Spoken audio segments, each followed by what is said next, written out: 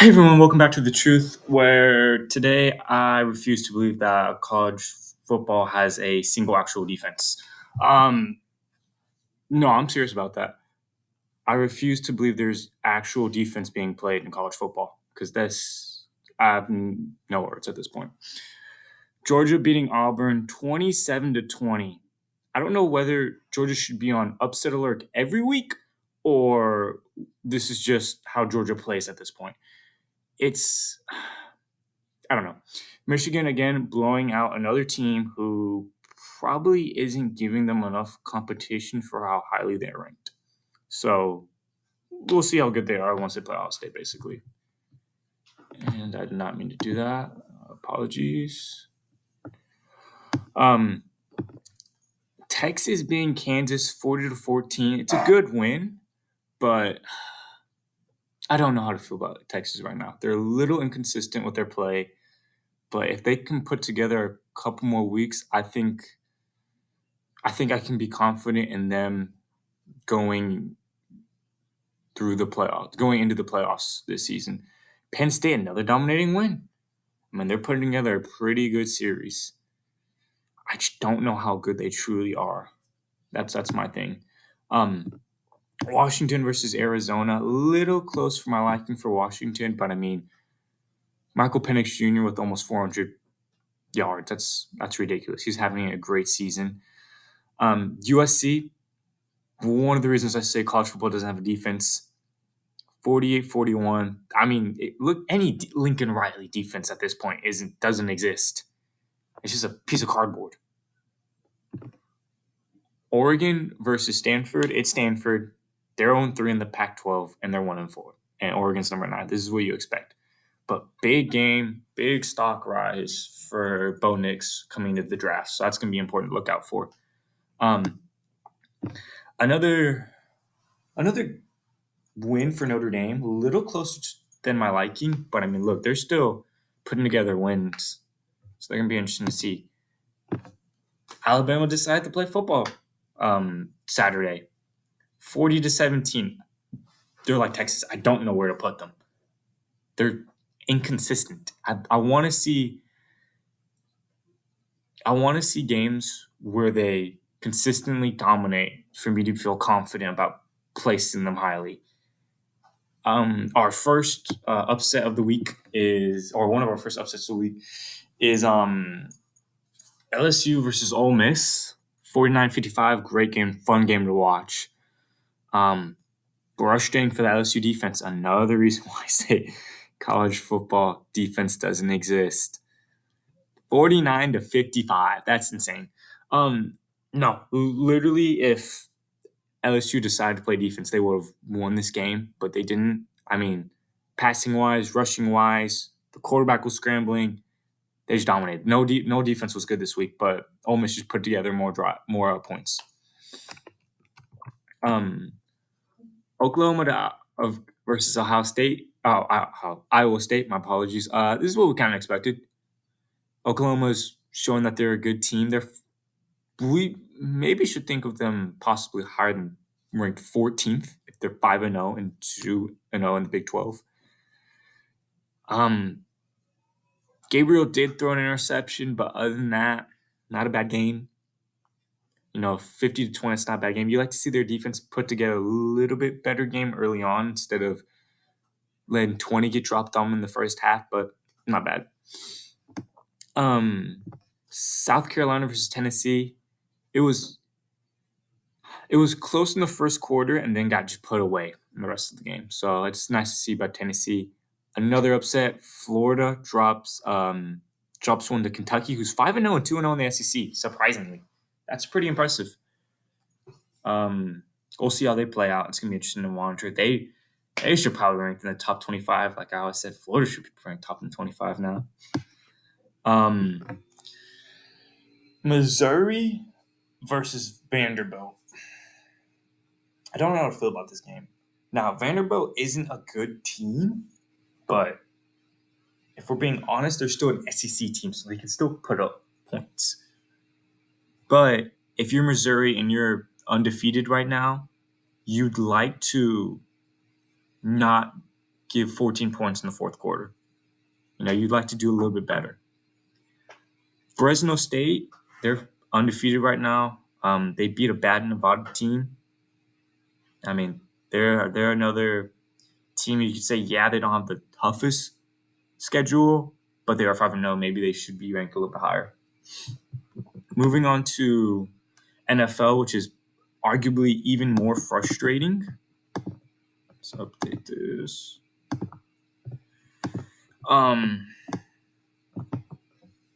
The Bills decided to play football. That happened again. 48-20. Do the Bills have their mojo back? I don't know, but it's nice to see them put up this amount of points in a high-powered offense. 28-3 for Ravens versus Browns. Man, Browns just play sloppy football. Until they don't stop, I'm at the I'll probably be picking against them from now on. Ravens put together a good game, a really good game by them. A sneaky, quiet game that no one's really talking about, but a good game. A dominating win for the Texans. C.J. Stroud didn't play too bad against the Steelers. Kenny Pickett is injured with a knee injury, so it's going to be interesting to monitor. The Titans just bully the Bengals. 27-3. Are the Titans better than we think they are? Who knows? I feel like we won't have the answer to these questions until the end of the season. The Chiefs sneak one out against the Jets. What's up with that? We expect in that game the Chiefs just to dominate the entire game, and it really was closer than expected. Bengals being the Falcons. I don't know where to put these NFC South teams, and it hurts my head, or AFC South teams. Every team in the AFC South have the same record. I don't understand how that's possible. I'm just gonna move on. Falcons. It really feels like what I've kind of been saying before is if you stop that run, Desmond Ridder can't beat you with that passing game, and that's the honest truth. If you have a decent secondary, Desmond Ridder can't beat you with the passing game as long as you stop the run. Rams versus the Colts. Closer game is the Colts are a team. The Colts are a team that I will say are underrated going into this season. They're performing a lot better with C.J. Stroud, who is surprising people. He's honestly surprising people with how well he's doing. The Tank Bowl over here with the Broncos and the Bears. Honestly, the Bears should have won this game, but they choked. And I feel like that's going to be the Bears' story is they're either going to get blown out or they're going to choke leads. The Broncos sneak one out. I think these are probably going to be one of the two worst teams. Or not, I won't say worst, but they're going to be in that talk of worst teams in the league. Like I said before, the Cowboys needed a bounce back game, and this is really what they get. 38-3 against the Patriots. They just dominated that defense. Even with Trevon Diggs injured, they're still dominating. The Lions, 3-1 against the Packers. This could be a team who we're talking about could compete with the 49ers. I mean, they threw up a lot of points against Seattle, and Seattle has a lot of weapons. We'll see how they go. But hey, that could be a team. The Packers are a team who's not too bad, but they're not there yet. They're still missing a couple pieces depth-wise because of injuries. But they're starting to build a repertoire of, okay, the Packers maybe next year, the year after that could really be a good team, which we didn't expect since whenever Aaron Rodgers left. Minnesota beating Carolina, it was bound to happen. One of these teams were bound to sneak out and win. Bad game. I mean, I think the reason Minnesota wins that game is because of Justin Jefferson, just because of the impact he makes. This is a division game. I get it, but still, it's so wild. 34-31. The Philadelphia Eagles versus the Washington Commanders. I might be underrating the Commanders. I just might. I don't know how to feel about them yet. I'll have to really do a film session on Sam Howell on that offense. You like to see better on that defense. I really want to see that defense as a whole carry, but I don't know if it's just the D-line is doing the best it can, and the secondary is not working, or what. That's another team I need to do a film study on. But Eagles sneak out another win, and you keep building wins and building wins. That's how you place in the playoffs. This New Orleans is a painful team to watch. The Bucks, good one. They're actually doing surprisingly well. My main fear is the Bucks is Mike Evans. Yes, did go out with an injury, but my main fear is what happens when they hit a hiccup or a rock. Are they going to be able to overcome that, or are they just going to stall? That's the kind of question with the Bucks is. Okay, they're putting together wins, but if they start stalling out, that's not good. I think do they have a loss? They do have one loss. That could be a team who we see now is good, but later not do too well. But for right now, I'll give them their flowers. They're doing pretty well. Going back to New Orleans, they have a good defense. They have a good special teams, and they have a really good roster offensively. But the atrocive offensive play calling is what's going to kill them. If they don't fix that, I think they'd have to fire their offensive coordinator and bring in somebody to really be a team to compete. Other than that, I think they'll be a bottom team just because that offensive coordinator, the play calling is terrible. I mean, if you look at it, I watched the film, it's terrible. I mean, you're going deep when you have, a yard to gain? You're sending everyone on faith? That's bad. That's bad play calling.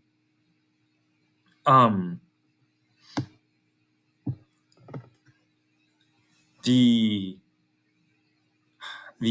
Cardinals versus 49ers. The Cardinals versus 49ers, not surprising. The Cardinals are better than I expected. I thought they were going to be bad, and technically, yes, they are bad, but they're shocking teams with how they're playing. And then getting to the game that's happening right now, the Seahawks versus Giants. I'll be honest, I think the Seahawks win this game. Like, I'm going to drop that say early. I could be wrong, but the Giants have not impressed me enough to where I can say Seattle's high-powered offense is going to do it. Look, they're 1-2 right now. They're 0 in the division, while Seattle is 3-1. Now, Seattle is 0 in the division, but Seattle is putting up a stupid amount of points. And I don't think that offense, the New York Giants offense without Saquon Barkley, can keep up. And two, I don't think that defense has enough capital to stop that high-weapon, high-power offense of Seattle. That's my video for today. Thanks for watching. Tell me what I can do better. Tell me what you like, tell me what you don't like. Tell me what you want me to cover next. Any film sessions, anything. And see you on